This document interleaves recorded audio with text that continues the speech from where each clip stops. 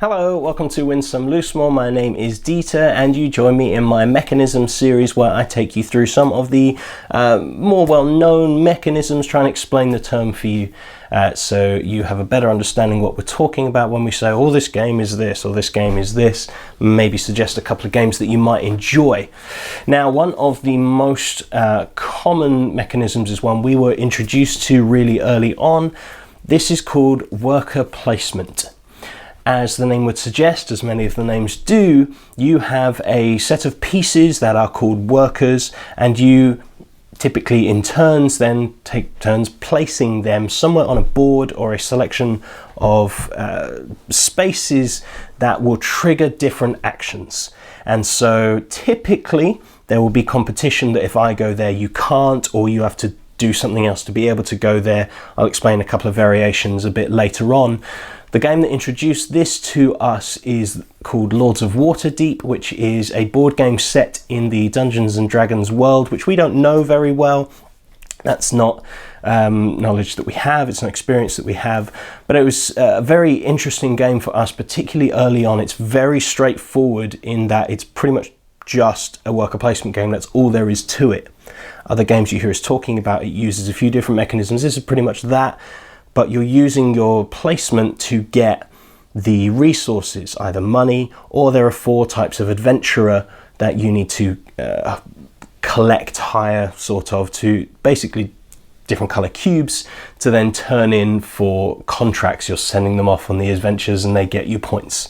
So you're using these different spots to get the different colored cubes to turn them in, and it uses a very simple round structure in that we each take it in turn to place one worker and we get that thing.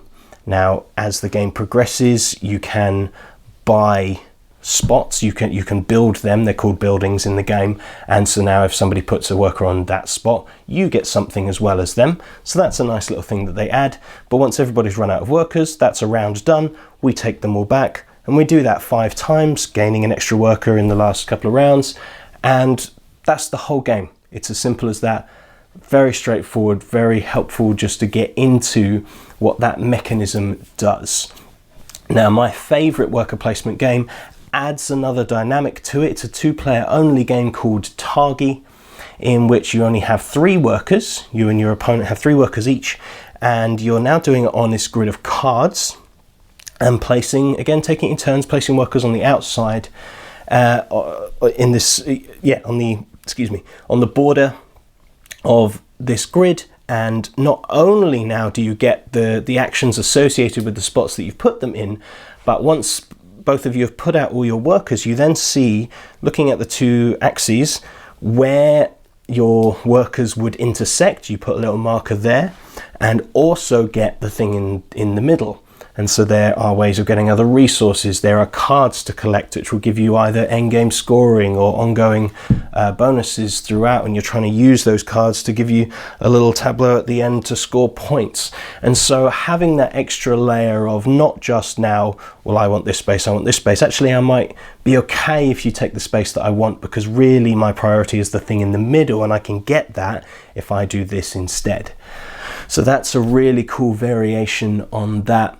And one of the more, well, I say recent ones for us, but coming up on a year old, I suppose. I don't have any footage for this because I haven't filmed it yet. But this is Century and New World, and also Architects of the West Kingdom could kind of go into this category, where there's some form of cumulative worker placement. Now in Century, if I've gone on a space and placed the amount of workers, that hasn't stopped my opponent going to that place. They can go to that place as well if they add 1 more worker than I put. So let's say I went somewhere and it told me I needed to send 2 workers there to get that action. Fine, I do that. But then my opponent, Kirsty, let's say, can put 3 there. She bumps mine back, I get them back. So it's extending my turn. It's not damaging to me. I've already got that action, but she got to take it as well. And then if you've run out, then you can take them all back if you want to. And so there's that added balance of, oh, do I go somewhere that's kind of good for me, that I know my opponent wants to go to, so that they're going to give me my workers back, so it just extends my turn and it just keeps going.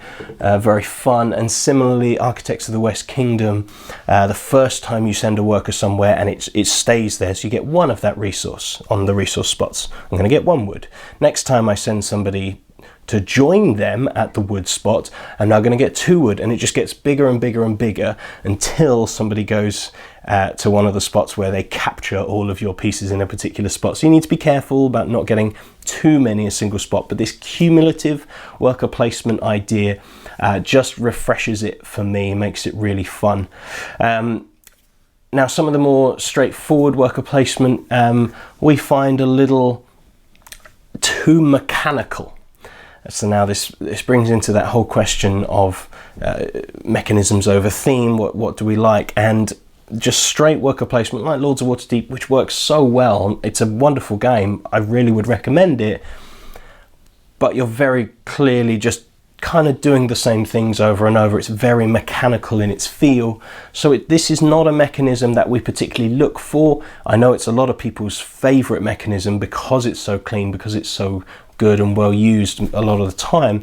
For us, it's difficult for it to not be samey, but as I say, some of these variations, Targi and the cumulative worker placement, just kind of give it a bit more life.